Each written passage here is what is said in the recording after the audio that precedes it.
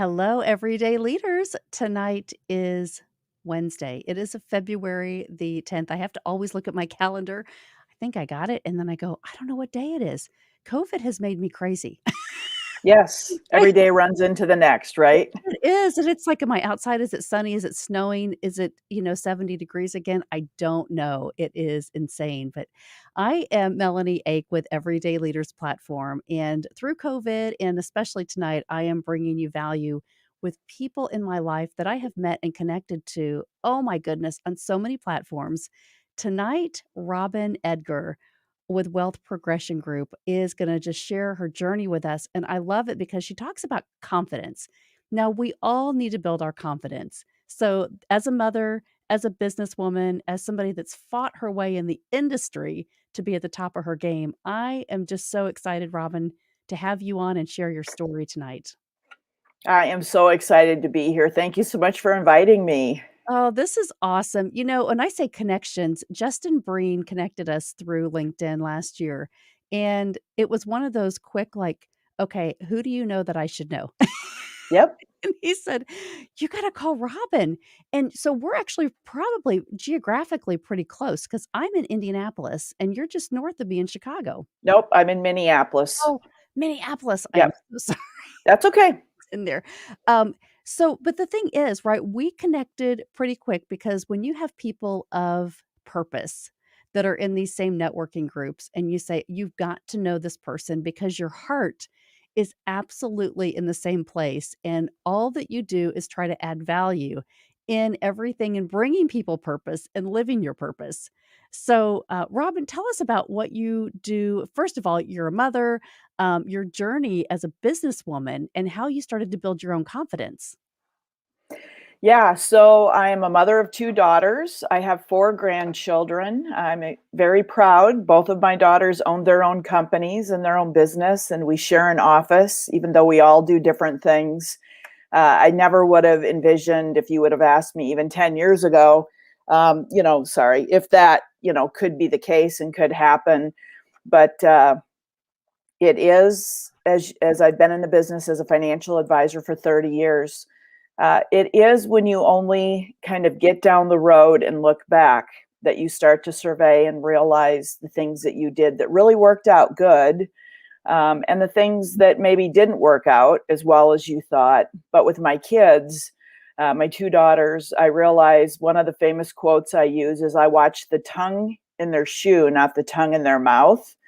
And that has been kind of a lifelong way that I've looked at things. And because there's a lot of people out there that do a lot of good talking, but they're not people that follow it up with action. And I say the tongue in your shoe is the action. And I just realized over the years that my kids didn't become entrepreneurial and good givers and good connectors and all of the things they're good at because I told them to do that. They did it because they saw me doing it. And I share that because a lot of times we don't realize that our kids are just like other business people that we work with, in that it's the givers and the doers and the people that follow up and do what they say they're going to do and support your nonprofits. Even if it isn't maybe the top nonprofit, on my list, if you're supporting a nonprofit and I support you and I know you're a good person, and we both come from the same purpose or heart space, I'm a giver. I'm just going to give. And I've learned that it comes back to me tenfold. And we talk about that, and it kind of mixes over into the faith journey a little bit. But I really do think that that stands out for me as far as when I look back on how I've built confidence and my family and just everything that I've done. So, So I want you to go back when you say, showing up for other people, especially nonprofits, because here we've been through a really hard year and nonprofits have suffered mhm. tremendously. They are purposeful in having these live events to be able to have big sponsors and big Yes. sponsors. And so everything going virtual, I think I know how I feel about this. And I know I would love to just hear your response to Mhm. this. And so showing up, right? Showing when you can't show up physically, What specifically are you doing to help nonprofits, like driving visibility and Yeah. then helping them share their voice? I think that's kind of a message that I wanna get out to people because I'm helping a nonprofit and I'm doing some things that are interesting, but I would love to hear you are such, I just have so much respect for you and the credibility, to be able to help people learn, like, what are you doing? What do you need to try to do Mhm. if you don't know? Well, I've realized after 30 years in the business, a lot of the way you build your business as a self-employed person, especially, and I'm building it from the ground up over those years, is you have to be involved in your community and you have to give, as I already mentioned. And so I've been, the chamber president, I've been the United Way president, I've been the United Way, in charge of the fundraiser for the year. I've been on hospital boards, I've been on college boards. I've raised money. I've been a Rotarian for 30 years. And so I have a lot of experience of raising money. And one of the things I think that 2020 taught me, and a word that I think is important, is relevance. Mm, And I've been kind of preaching relevance, especially to nonprofits, for a long time, because there's a lot of nonprofits that, rely on the certain system that they've been on, whether it's government grants or whether it's, for instance, United Way, where they're out and they're in the corporate campaigns. And the college that I was on the board of, and hopefully I'll get to answering your question, but when I was on that board, a lot of times I was on the finance committee and they were talking about, oh my goodness, if the state cuts back on money and then that's going to affect us, and what are we going to do? And they're kind of used to reacting instead of being proactive. So I always told them, I'm like, in the end, no matter what nonprofit you're with, the people that are funding you are your audience, whether it's the taxpayers or whether it's the givers. And we need to really be showing our relevancy and how we are making a difference in what we are doing in the world at all times, and not necessarily waiting until there's some kind of crisis to let them know that. And so that's kind of been my mantra all along, which kind of I can be a person that can kind of put a burr in people's saddle sometimes, as I call it, and that's why people liked me on their board a lot of times, because I was always pushing them to become more relevant and to really make sure that we've got really, really good relationships with our donors and or the taxpayers, whoever it is that we're focusing on. Because we know with the swift of a pen, or with a year of a pandemic or whatever it is, just like me being a financial advisor for 30 years, I know that I can't like set a plan for you and then say, this is exactly how the world's going to work out and nothing's ever going to go down and you're never going to have a death in your family, or whatever it is. It's those T moments where we know we come to that T intersection and we need to make a decision, because we can no longer go straight and we either need to turn this way or this way.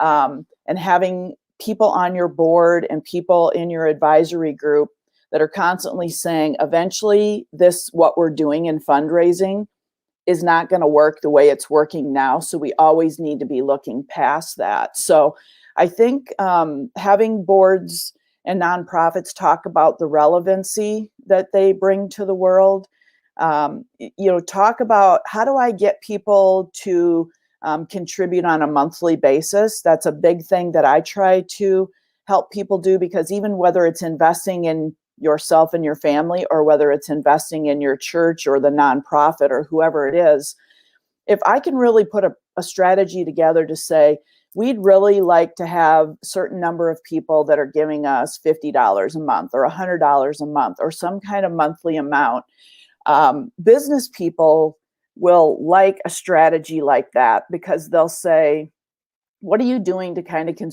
secure your overhead costs and to make sure that you're a going concern? Because if I'm going to give money to a nonprofit, I want to make sure that they can fulfill that mission and that they can be there consistently for those people that need their help. Because if all of a sudden they're gone and off the table, and not available to help those people, a year from now, that certainly isn't beneficial to, those people that are in need of those services, whatever it is they might be providing. So I think they sometimes miss the fact that they could really get good help from business people. And really, number one, they are a business. They need to run it like a business. I'm big on telling them, yes, everyone always brags about how their overhead costs are so low. And although for some people that's going to be a priority, for me, it's about the mission and the purpose and what are we doing. And our goal is to help 1,000 people. Well, how many people out there need the help? Well, 2,000 people. Well, our goal should be helping 2,000 people, and setting those expectations and really trying to go for the moon, because a lot of people will really want to get behind something that actually is really like has that big purpose, has that big goal, has something that they'll say, yes, I'm behind that and I'm willing to put you on my monthly, $250 a month or whatever it is I can afford, to help them get that consistent flow of money.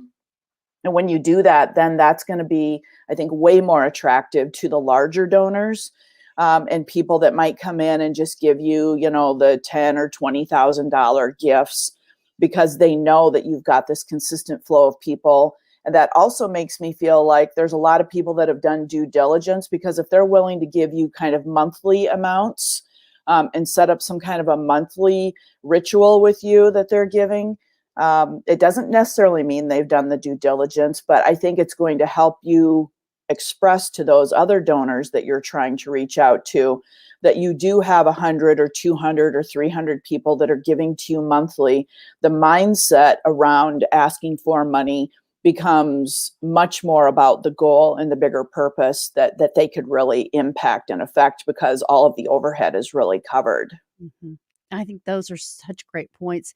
And I wanna ask you another kinda big question, and it may make some people uncomfortable. So, this is what you're here for. Good. I love those.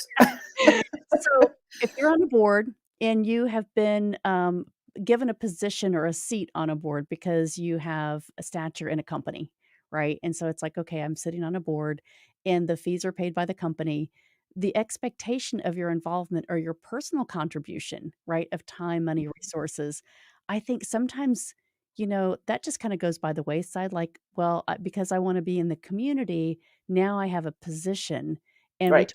so much about leadership and influence, and, like, it's just not about the position or title, it's about Mhm. what you do to serve, and so, what are some creative ways, I guess, I wanna ask you, put you on the spot here, to get board members interested more than just about the position, but about the cause if they have been selected or, placed on there, for visibility, I get it, Mhm. but what are some creative strategies that you might recommend?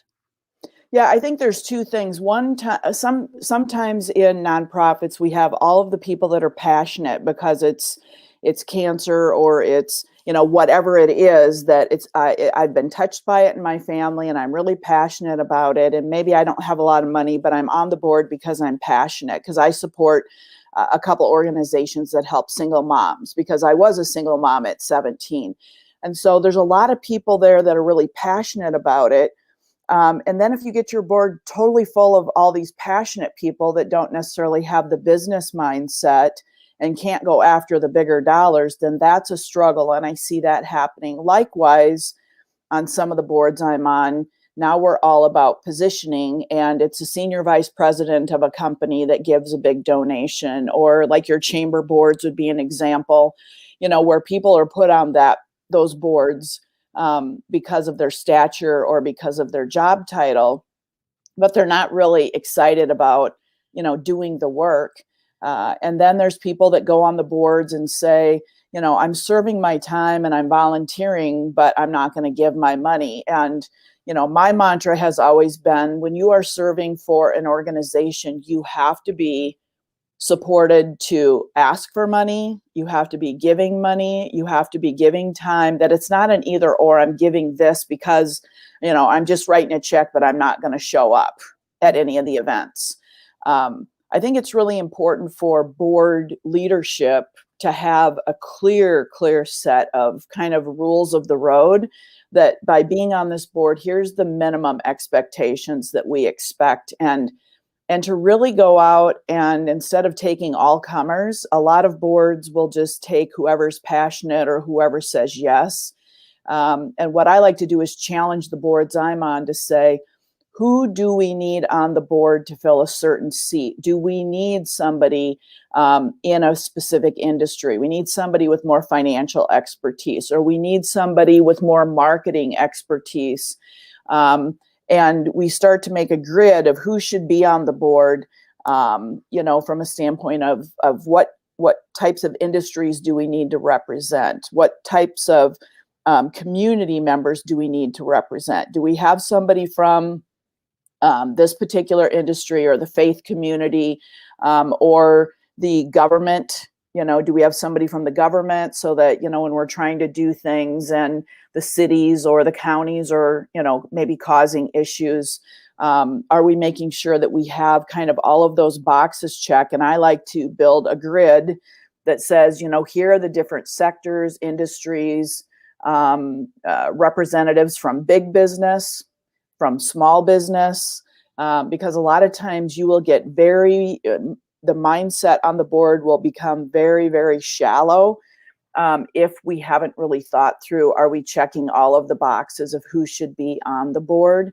And I definitely think, I just told, it was 2 weeks ago, I was talking to somebody about a board, and I said, everyone on your board should be meeting with people, should be asking for money, should know how to ask for money, and should have, the FAQs, so that they really know the talking points.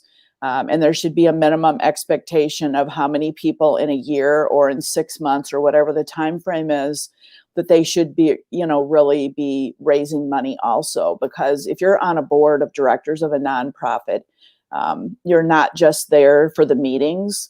And once again, that's the differential on a board. You have people that just show up for the meetings, but really, the work gets done between the meetings.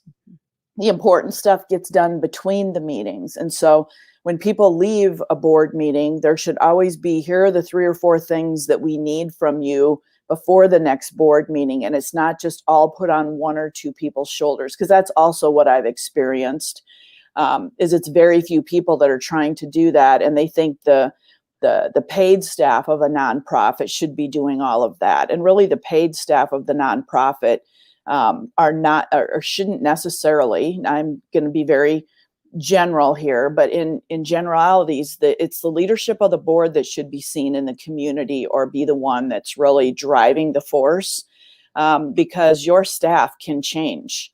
They can die, they can quit, you could need to fire them.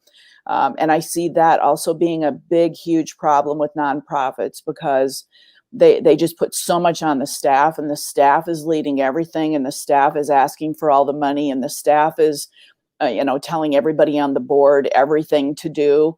And they really enable them, to not be as prepared, and not, fulfill their duties as board members, if they're not giving them those things to do. So I don't know if that answers the question, but those are my experiences.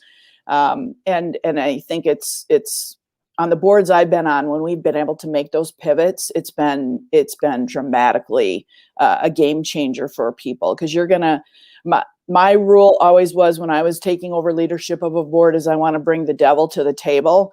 I want to bring at least one person that does not believe in our organization or does not fully support them. I want to bring them onto my board, because if we are really committed in doing a good job, we should want to bring 1 or 2 people in at a minimum that are not really up to snuff with what we're doing, aren't supportive. And then what happens is we have a chance to really build something strong, because we're listening to people that are not the passionate, already know everything about what we're doing, and they're going to help us really get to that next level. Then they're going to bring in a whole nother group of people that aren't necessarily familiar with us or support us, or maybe have this kind of mindset of, we don't really do a good job on this. I mean, I'm using specifically my thoughts around United Way. There were people in our community that weren't really supportive of United Way. And I got one of them to get onto our board, and he ended up becoming the chair of the fundraising, the chair of the board, one of the biggest proponents in the community. And when I first went in and talked to him the first time, he's like, I don't see what they do. I don't see the relevancy of what they're doing. And I'm like, will you just serve 1 year on our board and then learn? No, actually, I put him into the committee where they decide where the dollars go. So they had to do all the interviewing of all the organizations and decide what organizations to support and how much money to give each organization. And of course, every organization never got what they asked for because we could never raise everything that they wanted. And he realized how hard that was. He also then realized the need in the community was much greater than he ever saw because he didn't see that need. And I remember when he was the chair of the board, he said, I just want to thank Rob and Edgar because I wasn't supportive of this organization 5 years ago. And she encouraged me to get on the allocation committee. And I really realized how much benefit and how important this organization is to our community. And I just remember those types of things because that's really, I think, what all nonprofits should really be focusing on is how do we get those people that don't know about us or don't believe in us to really care, and bringing them into the fold, and putting them under the shelter, and taking opinions from them can really, really be beneficial to expanding your organizations and finding out where the flaws are, or the things we need to improve. And it can change somebody's whole perspective of belief in themselves, right? 100%. I wasn't ever asked or given the opportunity to participate, and then you say, "Hey, would you be the Hmm. person that starts this or creates Hmm. space?" And so then maybe they become somebody that really respected in the community because you've given them that opportunity, right, to step Correct. forward and And volunteer. also stories sell. In all business, stories sell. So for me, when I was going out and raising money for our local daycare that provided subsidized daycare for people that couldn't afford daycare, and we all know how important that is. And I used it when I was a single mother to go to college, and they subsidized and paid for part of that. I used Meals on Wheels for my grandmother because she wasn't able to cook good meals. She was able to stay at home, but it took the stress off of us because we had jobs. And so I had experiences with a lot of the organizations. And so I would go in and just share these stories with people. It wasn't about saying, give me your money. It was about, I am, a very successful person. I, give a lot of money to many organizations. But you know what? I found myself in the past needing some of these organizations. And when your house burns down and you need the Red Cross, it has no difference if you've made 50,000 a year, 20,000 a year, or 5 million a year. Having those organizations there and able to help you at that moment of struggle, no matter what your income is, we need to make sure those organizations are strong, and that they're there to support people. And so I would always, really relate it to some real life stories of either me or people I knew.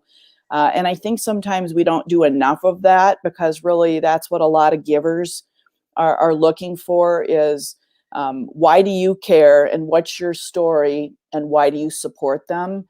And that's where the leadership of the board, they need to either get their own story or refine their own story or even just have someone else's story. I don't always have to have my own story, but I need to have a story of someone that really was helped by our organization and be able to tell that with some feeling, because that's what helps people pay attention to you versus just the stats Mhm. about what we need to do and how this is happening. So I think stories are really, really important for nonprofits. Um, and even helping your board members come up with those stories, you know, It's a can great be really, really important because it doesn't need to be long and drawn out. It just needs to be about why they're involved, and why they think it's important for me to be involved and to give. It's such a great I think of my friend Steve Gamlin and his vision board exercises, his vision stories, and what a great thing to be able to think about if you're in a nonprofit, and so to bring someone in and create that vision exercise, right? Mhm. the story that you're carrying on throughout the organization so that you can carry that into the community. Uh, Yes. and so I And love talk about, for instance, single mothers, it's like, and subsidized day, childcare. We all know how important that is.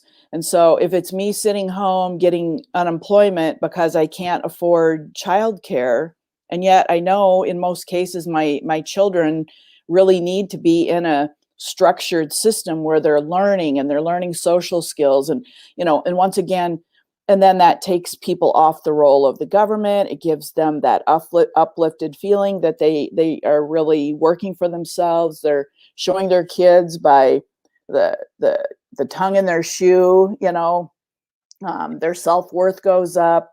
The kids, develop better social skills. They're more prepared for school. I mean, once again, that's the story I like to tell, is there's a weave where we can go through that depending on who I'm talking to, about why spending a few dollars to subsidize childcare, as one example, can really turn an entire community around. If we're helping those people, really, we need better people in the workforce. We need people, it's just, yeah, that's an example of where I would use those stories of how that made a difference. And it does affect everybody in our community. my goodness. You are such a wealth of power, girl. Well, experience counts, sometimes. I was very lucky at an early age, became a Rotarian when I was young. And people don't know how to be board members. So once again, I know we probably weren't going to just talk about boards, but being a board member is a learned skill. You don't, just know how to be on the board. And I was very lucky at a young age to be in a Rotary Club that had older members that knew how to serve on boards, that knew how to encourage younger people to get the skills they need to be good board members and then eventually become board leaders.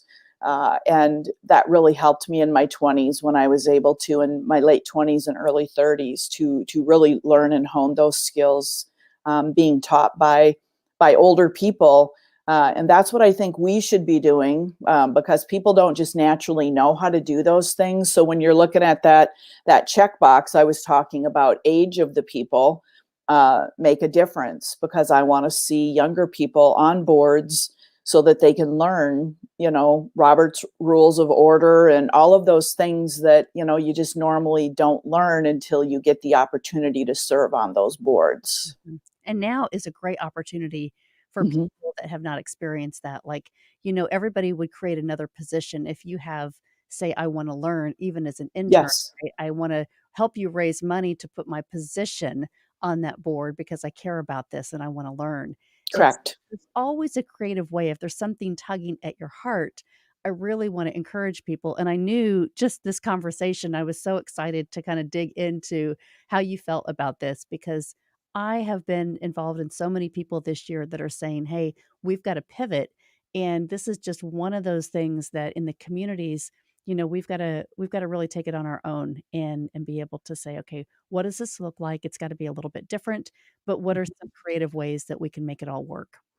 Yeah, and it comes back to relevancy, because all of those organizations that were relevant, that stayed in touch with me, even if they couldn't do the big galas, they sent out they got creative on what they were doing. There was one that had Zooms, and they sent you out a box of goodies. It cost them a lot less than renting a place and doing all of that, but they still got everybody together. They still sent out some marketing pieces. They still kept me very informed on what was going on with the people that were using the funds that I was contributing. And for most of them, I do contribute monthly. And if they didn't have that program, I helped them set that up and encourage them to set it up, so that even during these times, they may not be raising as much. But most people weren't shutting off those monthly, reoccurring amounts, because they knew that this is going to be an even more important time, and it's already in my budget and it's already happening. So, I'm not going to stop doing that. So, um, So, relevancy and change, are two things that 2020 has certainly proven to us, whether it's our business or our nonprofit. And I think that We need to remember that, because even if things get better and things, we move on, I think boards of directors need to really be looking at this and saying, we need to continue to push the needle and continue to be, even more relevant next year and more relevant the next year. And, really make sure we're focused on educating and keeping our donors updated on what our relevancy is, and what we're doing on an ongoing basis at all times, so that they never think about not giving us, those donations, and that we're always then just adding on top of what we already have. Mm. Because if we're starting at zero every year, it can be really over. It just can really hurt organizations, versus if they've got, it's also the thing where I tell people, they should be building, but if you're building a business, what are you building that can create recurring revenue? So that if you're working hard, if you're building some kind of a platform or something, some kind of income stream that's coming in, even when you're sleeping or on vacation, a lot of people are like, I go out and I do this and I make this. And it's transactional business, and we all have some of that. But I see a lot of business people that are building businesses, and I'm like, what are you doing for recurring revenue? If you're going to work hard, build something and have something that no matter what happens, every year you've got a certain dollar amount that's kind of your floor amount that's coming in. And in my business, that really was the saving grace for 2020, as I have a pretty high number of recurring revenues that come in from the business I've done for 30 years. And so even though you had some months where people were kind of just not doing much because we all didn't know what was going on for a few months, I never really had to worry, because I have that recurring revenue. So from a business and or nonprofit or whatever perspective, I just challenge people to think about, what's that reoccurring revenue that's coming in, or what can I be adding to my business or to my platform that's going to create some recurring revenue that I don't have to go out, and transactionally do, for every penny, every single month, a new transaction. And I think people get very creative, and they think about business differently when they think about, what can I do that's going to pay me every month.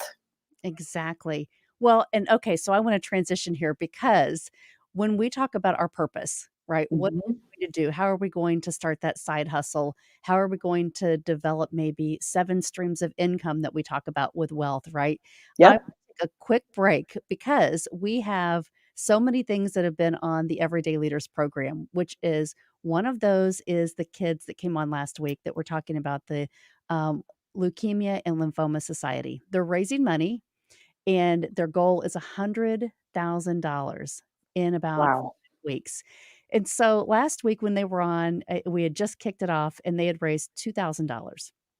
And so I text them today and I said, "Okay, where are we right now?" A week later, they're at $14,000. Amazing. I am so excited for them. Yes. Put a challenge together, because I have just been certified in the last few months with the Y Institute. And so I told everybody, hey, if you're going to donate, if you will donate at least $25 to their cause, and I'm going to put their little link up here, because I'm trying to help these kids raise $100,000, help them be a voice. And so if you're watching right now and you want to go to this link and you can donate before March the 26th, $25, I will put you into the constant drawing. I'm having drawings all the time, and I'm going to give away a free why assessment. So, your why, your purpose, the reason that you first exist, why you get up in the morning, why you do what you do. And it's really a complex puzzle when you figure this. Mhm. And so, anyway, I asked Robin before we got on here live, I said, "Would you help me do the spin of the wheel, the why wheel?" And she said, "Sure." Yes, anything. So, I think it's so great. So, if you are watching, if you're not on this wheel, I'm getting ready to share it here, and I'm gonna have Robin do the countdown for us, because this winner will receive a free why assessment. So, you'll be contacted afterwards. But let me go share this here real quick. And dun, dun, dun, dun. It's exciting. We need game show music now. Yes, you do.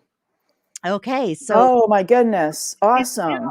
So we've got Lynn and Melanie and Connie and Jennifer and John and Dennis and Michelle. And so when you tell me to click and spin the wheel, we will spin it and see who the winner is. All All right, right.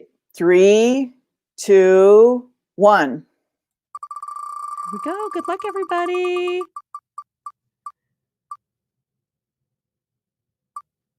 Ooh, Yay, it's John. All nice. right. Congratulations, John. Congratulations, John. We will be contacting you very soon. I'm so excited about this.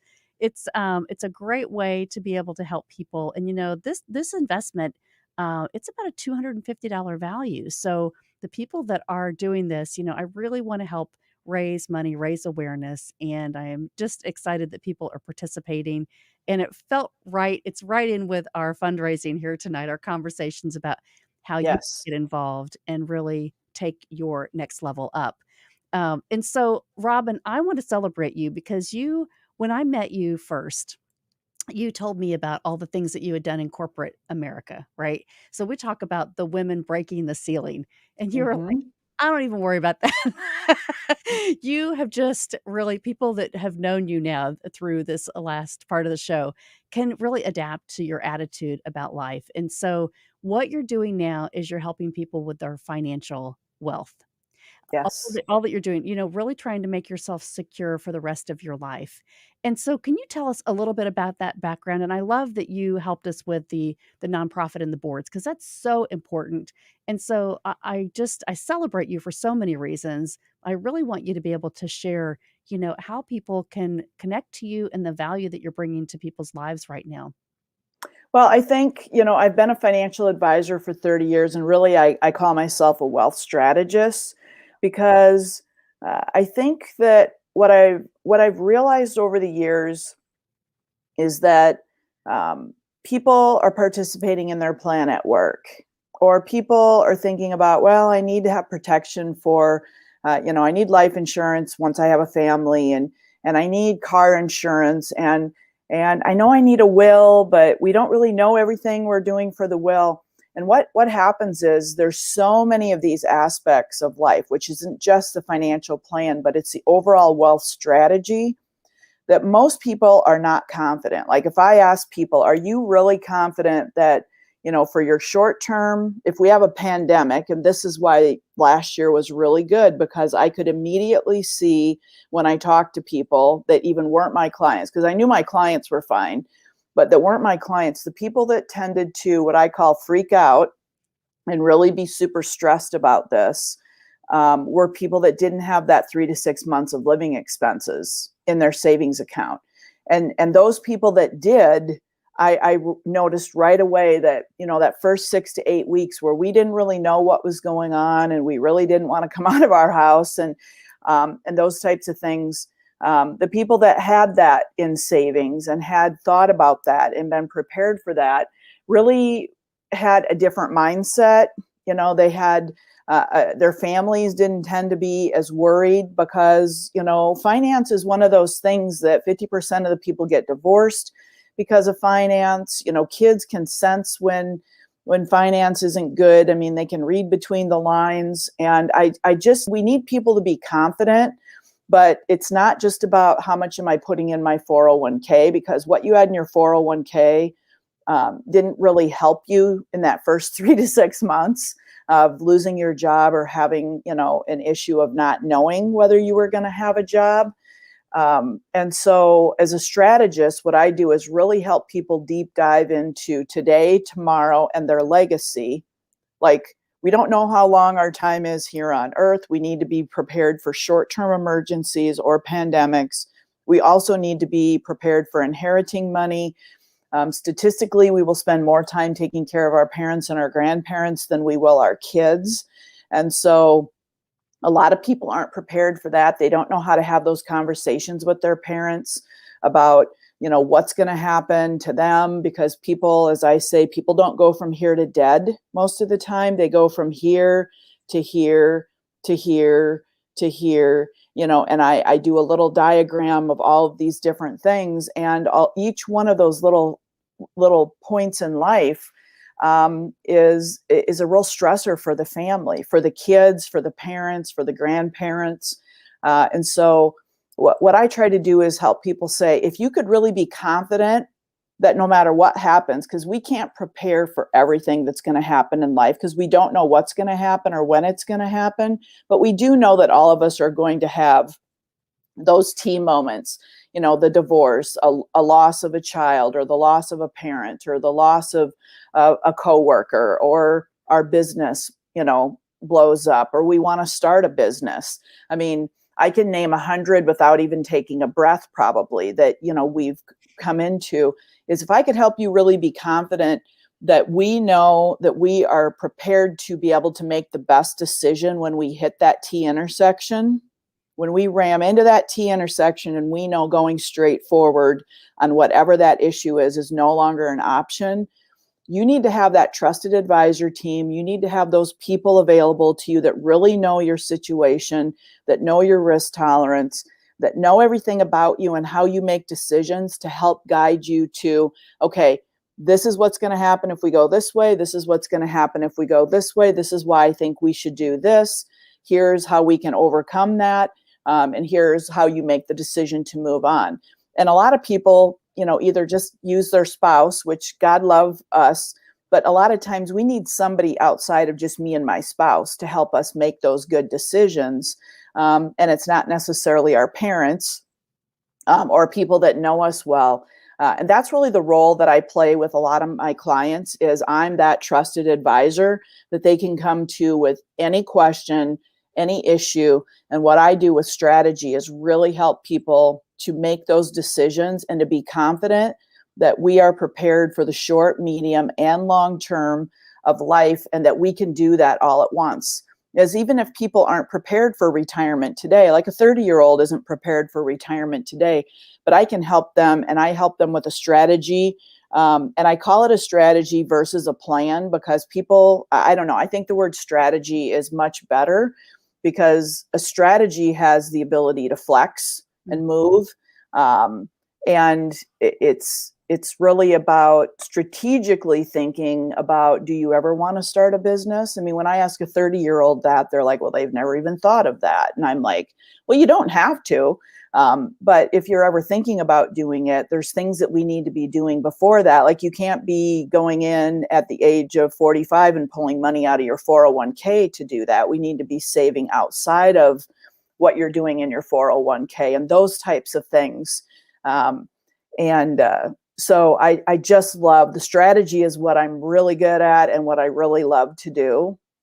And so that's really, I think, the most important thing. And the word confidence, if you took a survey of my clients, and asked them, and they're like, I'm just confident that I'm not going to run out of money. And I'm confident that no matter what happens in life, that we're prepared for it. And that Robin's, thought through and helped me plan for, all of those things that might happen. And I think once people do that, it takes the whole financial stress of life away. We know we've got enough cash flow coming in to live the lifestyle we want, and 30 years of experience, I've definitely seen the market and the world go through things, I think, much more difficult than the pandemic. We always think whatever crisis we're in right now is like nothing we've ever seen before. And in some ways, that's always the case.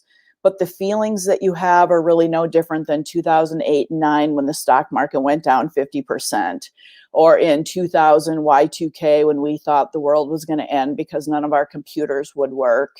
And then we had a correction in the market, and then we had 9/11, and I can go on and on and on.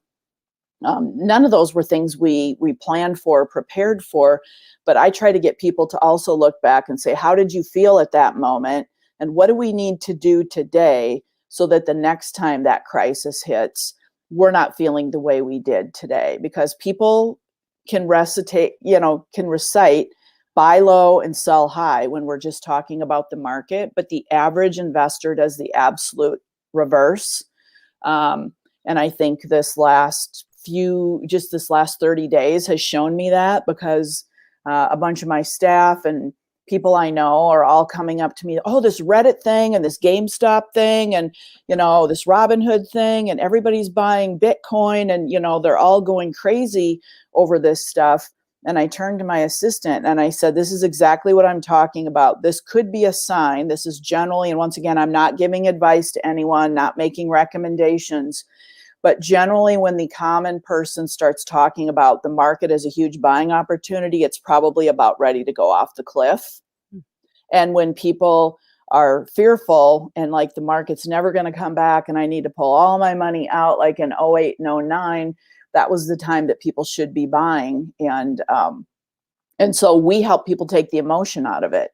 Mhm. I'm like, we need to buy when it's low and we need to sell when it's high, but people do not ever do that. Like I'm telling people to sell funds that are up 30% for the year and to buy funds that are only up 3%. And they're like, why would I do that? And I'm like, because you should buy low and sell high. And so that once you get people through a couple of those cycles, the confidence just goes through the roof because now people are starting to say, instead of focusing on what the issue is today and that T intersection today and that market movement today and whatever the political system is doing today and all of these things that we can just pile on top of each other, saying these are always reasons why we shouldn't be doing anything. I'm getting people so excited because they're ready for when that correction happens or when that bad event happens because they see the huge opportunity it is. Like the market from, what is it, March 23rd? Don't quote me on this. I think March 23rd was the low last year. I just looked this morning because I keep a tab. The S&P 500 is up 70% since March 23rd. So for all of those clients of mine, you know who you are, that called and said, at the worst possible moment, I need to put money in and I think I should buy. And I was recommending buying. I mean, we've made 70% on that money since March. So once again, if you didn't do that, it doesn't mean that life is over and that you should stop thinking about it. But I'm going to be strategically, I'm helping people remember that when these huge downdrafts happen, there's just so much opportunity out there that's when people really need to wake up and not pull back. And so anyway, as you can tell, I'm very passionate about what I do, and I'm passionate about having people be confident that they aren't going to run out of money, and developing a portfolio that works for them today, tomorrow, and at their death, whenever that is, so that that the IRS and Uncle Sam isn't their biggest benefactor. That's the big thing that people don't realize is you can plan, and with good planning, you can make sure more of your assets are actually going to your loved ones. If you fail to plan, the government just basically kind of spanks you a little bit harder because without a decent plan, they're going to be a much bigger benefactor down the road in retirement and at death because of estate issues, than if we can get somebody really thinking ahead and putting the time and energy in ahead of time. Uncle Sam becomes much less of a benefactor, and he allows you to do that, but not without stroking some pencil and paper and doing a plan and putting your will and your estate and things in place. So I'm not an attorney. I don't give legal advice, but I make sure that people are prepared for that. And once they're prepared, the sky's the limit. They start really recognizing that there is a lot of potential out there and ways to make money that are not something that they're going to find just sitting at home on the internet. The stuff I help people with is not something they're going to find on the internet. Well, it's a great strategy. I love, what you say, it's not a plan, it's a strategy because when you think Mm-hmm. about strategy, you know that you're gonna have to pivot, right? Mm-hmm. Obstacles are gonna come up and you're gonna have to say, "Okay, now that I know everything that I know, what can I do next?" And so that's why I just absolutely adore you because you have all this credibility. You have been in the workplace, you have helped boards, you've helped communities, and now you're really helping people say, like, "I'm gonna challenge you to think differently to say, if this happened, would you be okay? Would you be secure?" And that's what we Mm-hmm. all need to be thinking about. We have been this year. Some people have really taken a strategy to put that in place, and some are still really worried. They've Yeah. lost a lot of access to jobs, they're having to transfer, some of them have to move. We've had people, suffering with all kinds of, um, Yes. health crisis, right? And so then you say financially, that could impact your world in a way that you never had planned for, but, Right. this is I mean, just not having a job for a couple months or having to, cash out. I mean, the government says, yes, you can get into your 401k if you lost your job and all of that. But, and people think, well, that's kind of a relief. But now that just puts your retirement and what's available for you to spend at retirement just sets you back, because just say you had to take 10,000 out and you're 35 years old. If you had another 30 years of that 10,000 growing, that's going to double. Rule of 72. If you earn, 7%, your money doubles every 10 years. So that 10,000 would have went to 20, would have went to 40, would have went to 80. And now that's 80,000 kind of less, that you would have, in your plan. So it's a good short-term fix. But is it really the best thing to do? And having a team of trusted advisor people that you can reach out to and say, here's my situation. What do you think is the best thing that I should do? Um, and once again, people should have a home equity line, that they could tap into. The secret, and bankers will tell you, the bankers don't want to give you money when you need it. They want to give you money when you don't need it. So, would it make sense for us to have a home equity line, that we could just tap into if we had issues, instead of pulling out of our retirement plan? Um, because you may not have had to pay taxes on that money, but if you do have to pay, or penalty on that money, but if you have to pay taxes and penalty to pull that money out, to be able to fulfill some of that, you might be better off paying 6 or 7% interest on something for 6 months than paying all that tax and penalty. So I just make people think outside the box a little bit, and they still make their own decisions. But I think people in general would agree with me that if you have smart, trusted people in your corner, throughout the time, that know you, when those key moments happen, you've got an easy phone call to one or two people. Here's my situation. What should I do? You're going to be 100% more confident that you're thinking through everything you should be thinking through about how to make that decision, because it's usually at an emotional time too. And we know that at emotional times, we generally don't make the best decisions. And so I try to help people really take the emotion out of it. And I'm constantly reminding people I work with, we need to just learn how to take the emotion out of these decisions, and we need to make it more black and white. Like, here's option A, and here's option B, and here's option C. Here's the pros and cons to each. Here's how we could come to that decision. And even if the decision is still to take the money out of the 401k, at least they feel like they made that decision just at a much higher confidence level, and they're not going to be worried about it and laying in bed and losing sleep over it, and distracting from their family life, because your kids and your spouse, really can sense that when things aren't going well financially, and that you're having a hard time making decisions. So I really try to help people, just have that advocate in their corner.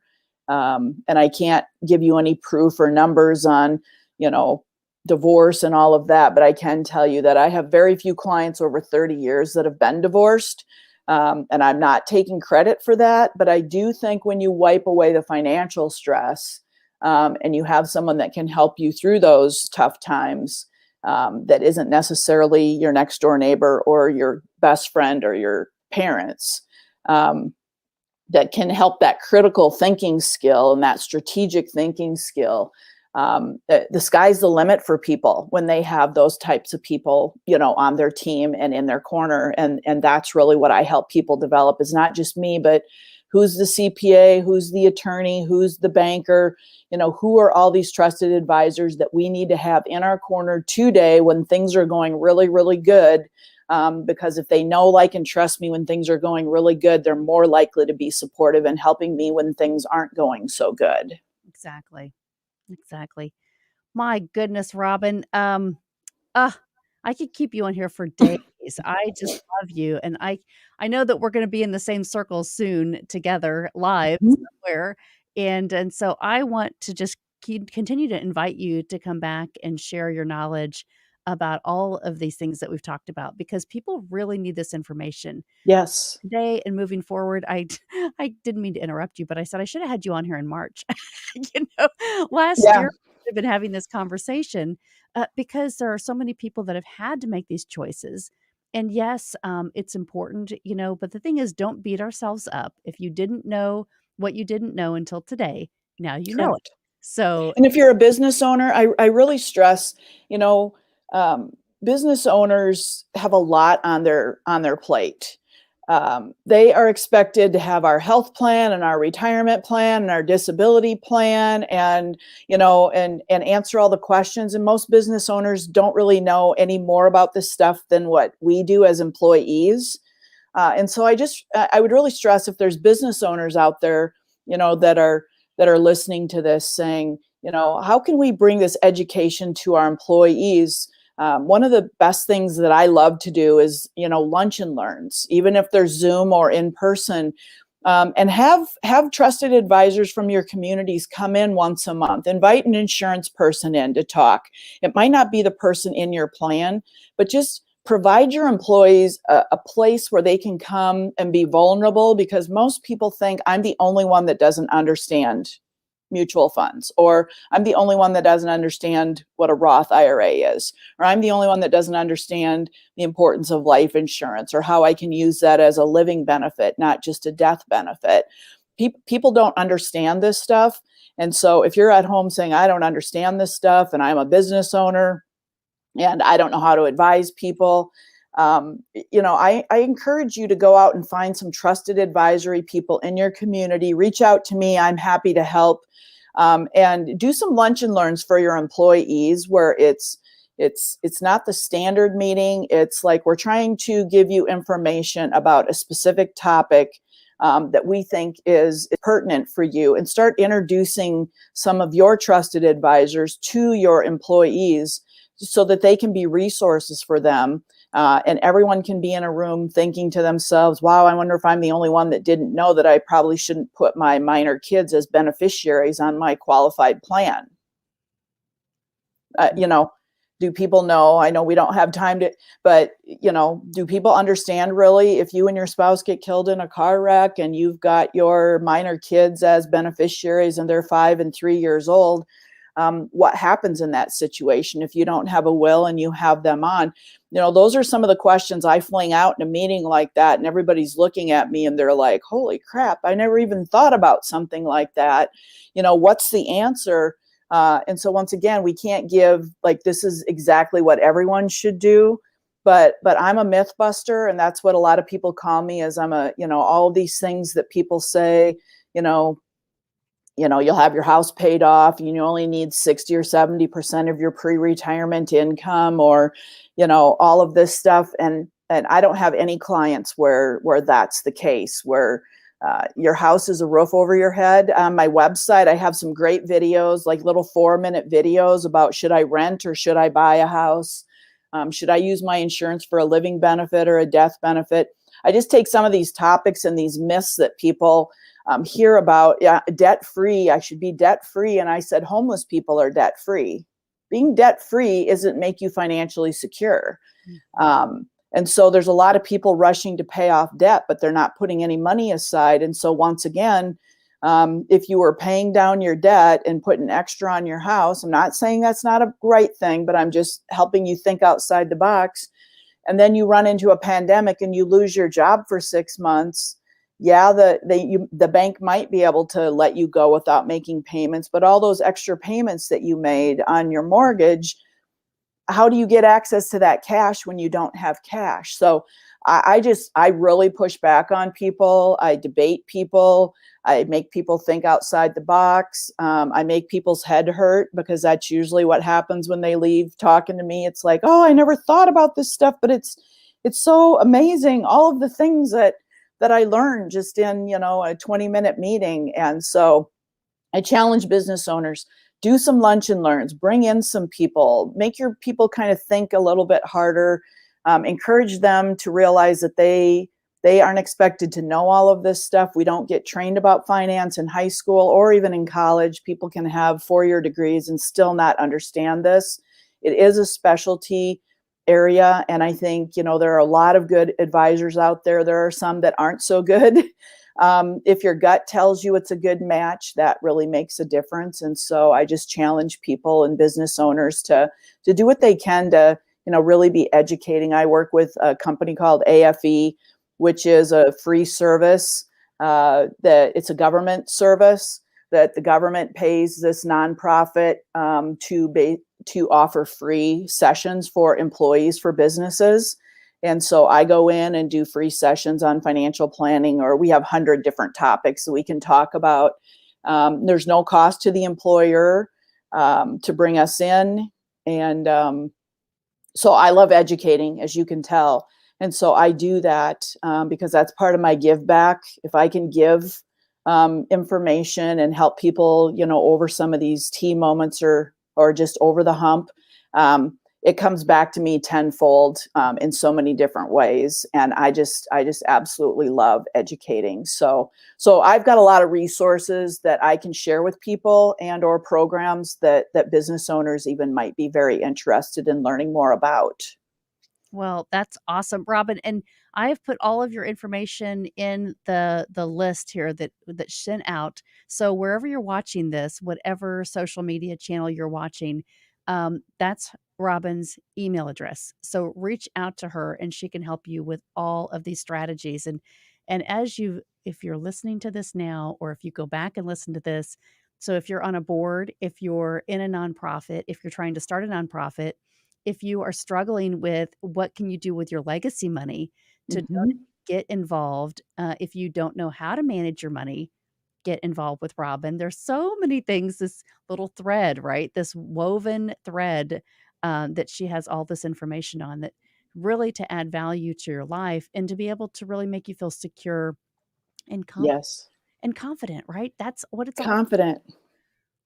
Confidence is what people need. Yeah, it's amazing how much better you sleep at night, how much healthier you feel, and just how much easier it is for you to make a hard decision, because we all have to make hard decisions. Every year we're making hard decisions. If you're confident in your financial strategy and the team of trusted advisors that you have access to that can help you with those decisions. So it's been a pleasure. I've loved being on here. And as you can tell, I'm very passionate about all of these topics. And, wisdom and experience comes from age and doing things and learning things the hard way. And so any kind of help I can be in any of those topics to anybody out there listening, it is not, there's no cost and no obligation, to call me and talk about any of these topics we've discussed today. I would absolutely welcome that. That's awesome, Robin. And you're Robin Edgar for people that are listening, EDGAR on LinkedIn. And then what's your website, Robin? It's wealthprogressiongroup.com. So there's ways to contact me there. There's some really nice PDF checklists of what are the questions you should be asking your advisor. I think I've got like 16 videos on there. They're very short videos, but they're very relevant to just beginning topics that people should be listening to. And so there's a lot of resources there, and would love to get any kind of feedback from people, and or you can reach out to me through LinkedIn or through my website if you have any interest in setting up a call with me. There's no cost to have a consultation with me, or even as a business owner, talk to me about what are the different ways that we could educate, update, inform, and really enhance your relationships with your employees. Excellent. Excellent. Well, Robin, thank you so much. Please come back. You're always welcome as a friend of everyday leaders and to help us educate and make those pivots that we need to for our strategy. Thank you for all you're doing, and I will go on tomorrow and make a donation to that Oh, to thank that organization. I think that's awesome. Will that also be in the link of the show? Yes, it will also Okay. have links to all the shows. So, yes, anybody listening here, don't forget the kids are raising trying to $100,000 until, March, the end of March. So if you can, let's help them out because they are getting nominated for Students of the Year in at Carroll High School in Dayton, Ohio. So this What better way can we do? Can we support our kids and just the leaders they're becoming by just doing this? The leadership skills they're developing are just lifelong skills. And all of us that have, been in leadership and had kids, we realize that these are the types of things that really create the adults of tomorrow that are going to be taking care of us in the nursing homes and the hospitals and all of those things. I just, whatever we can do to support these kind of good kid activities and educating and informing people of these important organizations, I think it's just glorious. Yep, spot on. Perfect timing, my friend. Yep. Thank you so much for joining Thank us you. tonight, and, please take care and please come back and visit us, all right, I Rob? will. Thank Alright, you so much for having me. thank you.